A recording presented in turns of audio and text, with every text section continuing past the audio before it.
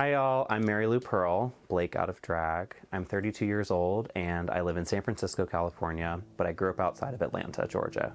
I think that, self-love and knowing yourself is something that I would imagine most people aspire or would like to get to, but it's so hard when, in many ways, the deck is stacked against you, especially as a young person in those formative years when you're finding out who you are and developing your identity. But certainly growing up queer in a conservative environment was very hard, and being in a religious environment where, I was told that I was evil or bad and was going to hell, and that these people didn't even want me to be in the building anymore once I came out.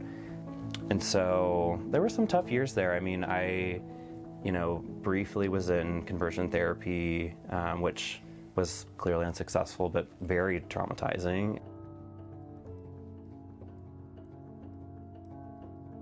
My name is Andrew Munns. My pronouns are he, him, and I am 34 years old. I grew up in a very rural place. Wyoming is the least populated state. I felt very cut off from so much of what people in cities, experience. And honestly, drag for me was something that I only knew of as a thing to make fun of, because I was surrounded by so many kind of hyper-masculine cowboy types, or that kind of more conservative mentality. Growing up in a small town, growing up gay, growing up a child of immigrants, I always felt very different. I feel like those differences were on display a lot because I was a bit flamboyant as a kid.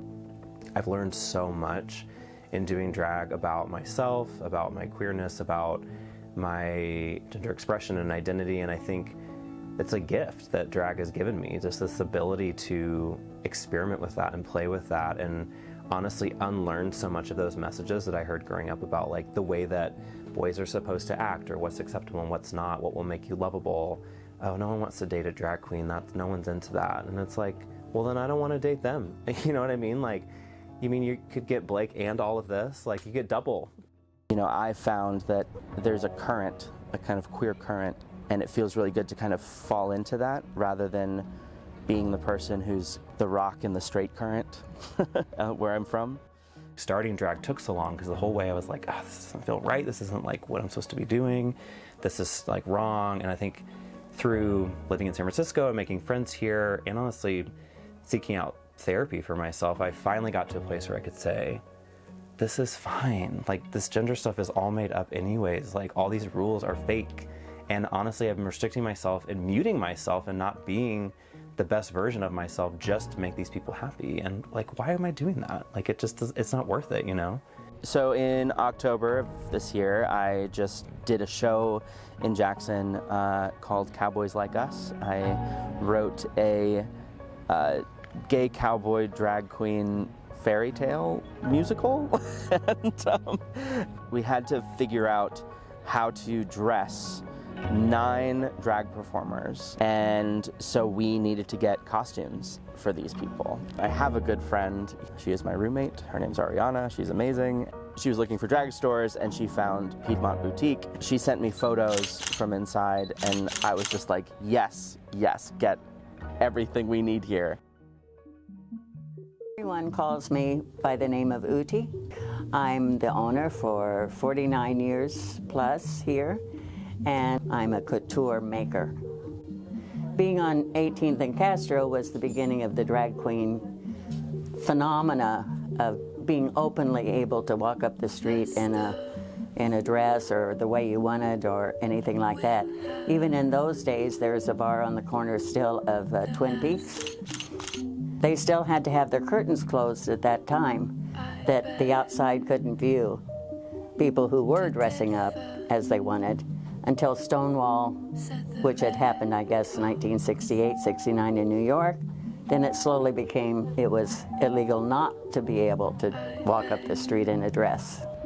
Looking at drag with roots in entertainment, it was also an outlet for people who we didn't have words for at the time. Drag is one of those pieces of LGBTQ history that kind of holds so much of it together because it represents community, it represents identity. And the clients I have are always ready for a good time.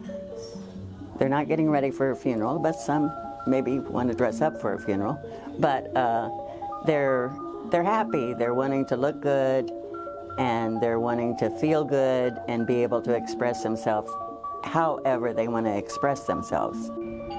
There is so much to be said for dressing the way you want to be perceived, finding clothes that speak to you and kind of build a character for yourself. I think for drag queens, clothes are one of the characters in the show that the drag queen is bringing. You know, one thing that someone said to me years ago is like, the things that make you weird or different often end up being the things that are most exciting and are most special about you. Just knowing that like the space that you're in now is not where you're going to be forever, and you can seek out other communities and people that will support you.